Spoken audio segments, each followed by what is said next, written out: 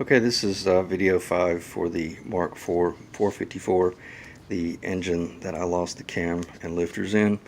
I got, in video 4, you'll see where I assessed that head. I got it back together last night. It turned out really well. I went ahead just for safety's sake. It probably didn't need it, but I replaced all 4 of the intake valves. They're new. They're pretty affordable anyway, like 30 bucks for the whole engine, so can't really complain there. Anyway, I might cover that a little bit later on, but it turned out really well and it's back together and ready to rock and roll.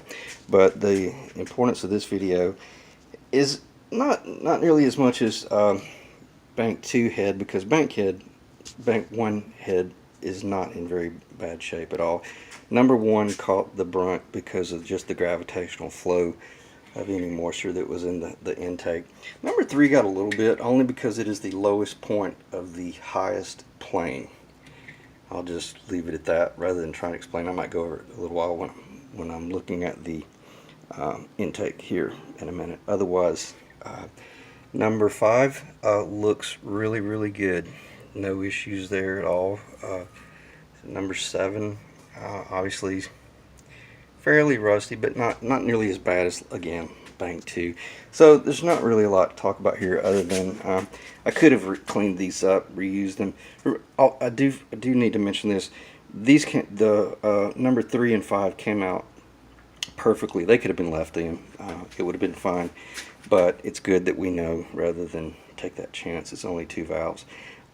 Again, I'm still going to replace those 4. They're going to be brand new, only because this spooks me. Number 1 has got a substantial amount of rust on it, and it even has, it's weird, it has a little pitting right there. So and I didn't have this on video when I started taking this head apart a couple of days ago. I did have to put a little bit of heat on number 1 and number 7 to get them removed, because the only valve I removed this morning was these two. These 2 were still in the head, because again I was thinking that I was going to be able to do just a partial cleanup. Briefly on the intake, as we know, the engine's on an angle in the boat where the front of the engine is the lowest point. From a gravitational standpoint, you see number 1, number 7 is the lowest plane.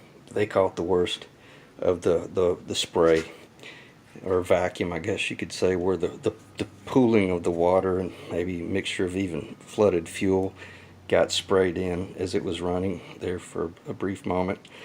Number 3, as I mentioned over there, is the lowest point of the highest plane, and it does have just a little bit of rust in it, so kind of strange. But one thing that is telltale, yeah, this is a fairly good shot. Number 5 is excellent. Nothing wrong with number 5.